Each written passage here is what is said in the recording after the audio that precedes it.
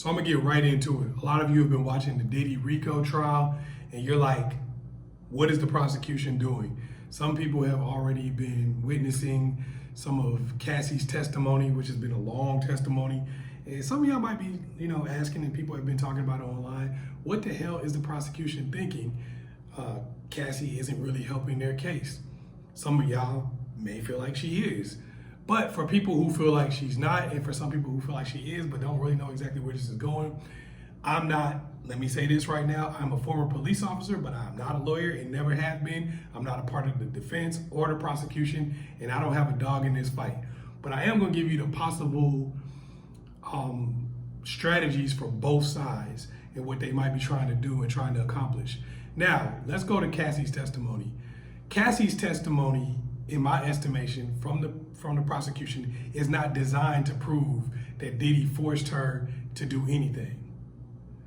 If that was their goal in the prosecution, well, then they missed. So I don't believe that was the goal at all.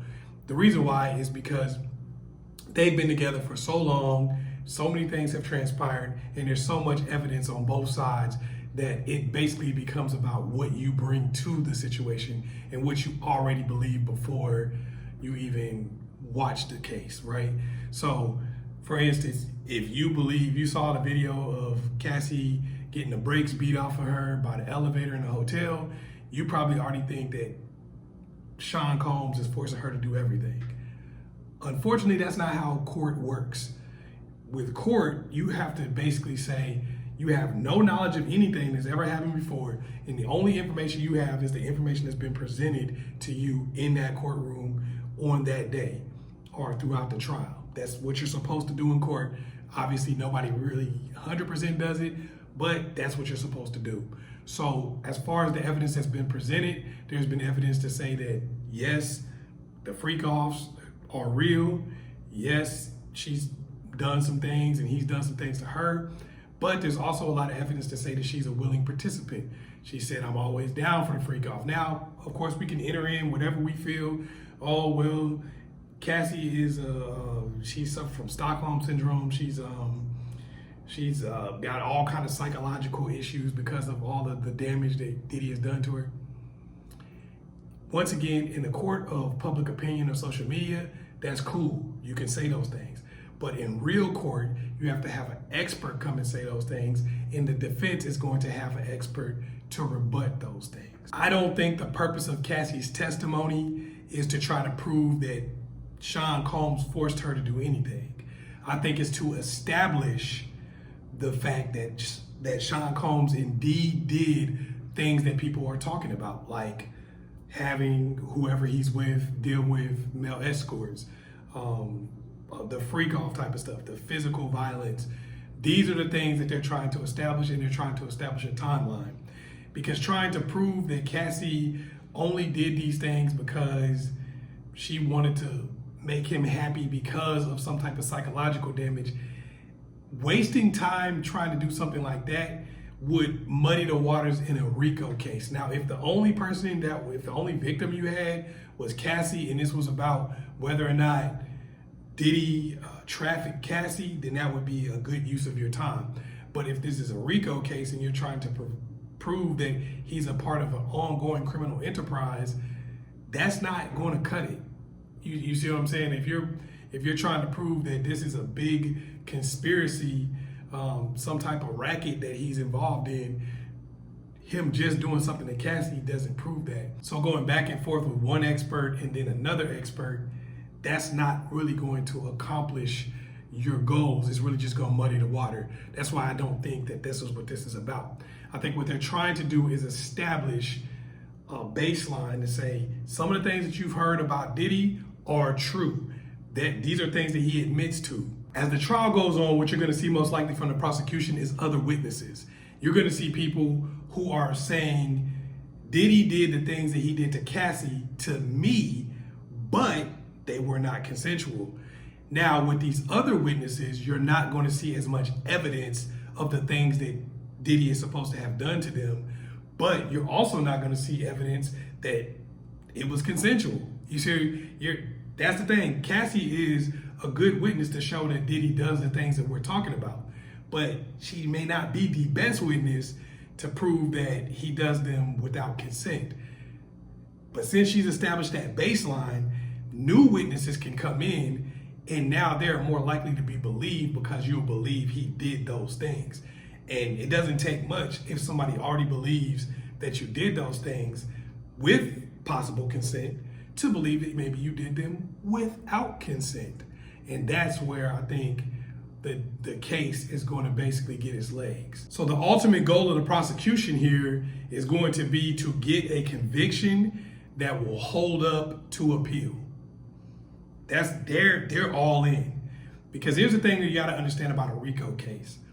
A RICO case is usually established because they have a whole bunch of not so strong cases that they're trying to put together against somebody to get them the most time possible.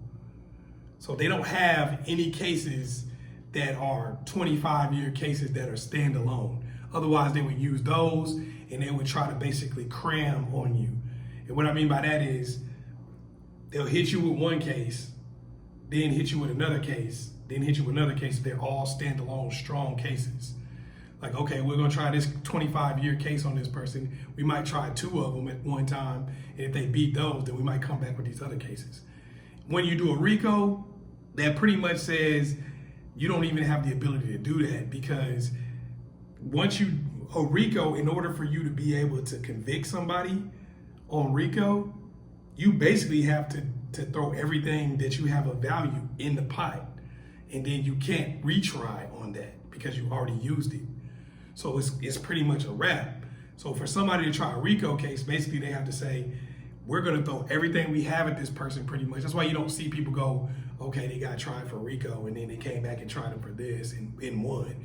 Normally it's like, they tried you for a RICO. If you beat it, it's like, well, just, unless you go back and start committing crimes again and they got new ones, it's kind of a wrap, you know. Sean Combs and his defense team, I'm sure they probably spoken to him already. They're not looking for an acquittal. I wouldn't think.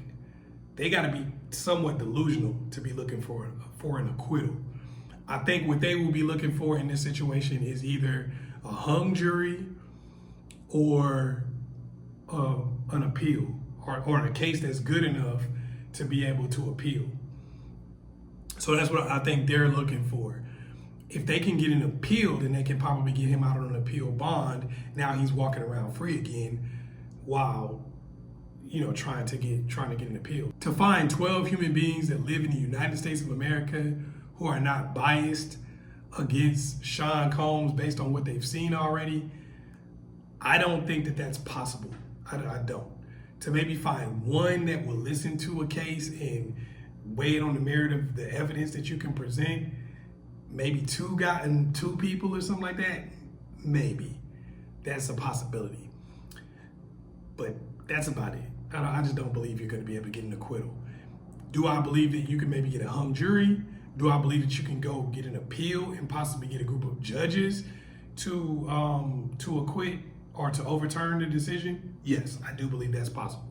You can present good enough evidence on legal standards that judges will listen to. Do I think regular people will listen to them? No, I don't. I don't think that's happening. So what you're looking for if you're the defense team is really just to take every witness and break that person down and say, a reasonable person who wasn't biased would have a reasonable doubt. A person who was not biased would have a reasonable doubt. Like if you take what's going on here with the Cassie situation, would a reasonable person who was totally unbiased have absolutely no doubt, no reasonable doubt that Cassie was a willing participant in what happened between her and Sean Combs? The answer to that is no. There's not been an expert that have come without rebuttal to prove that there's some type of psychological damage that makes it to where she wasn't consenting to any of this. There's just not enough there for us to be able to say that.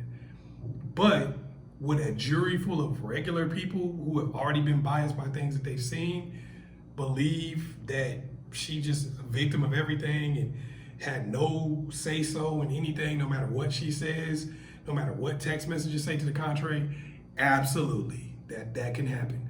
So that's what they're looking for as a defense team. They're looking for a way to just either get a hung jury and be able to get him out on bond, or looking for an appeal and be able to win on appeal and be able to get him out on bond beforehand. I think this case is going to get really interesting as we start seeing some of the witnesses for the prosecution that will come along and try to tie some of this stuff together so that we'll see like a full scope of where Rico is coming from.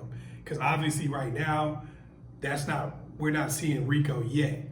But I think what we're gonna see is we're gonna start seeing these people coming out, and they're going to pivot from what Cassie already said, or basically attach their story to what happened with Cassie.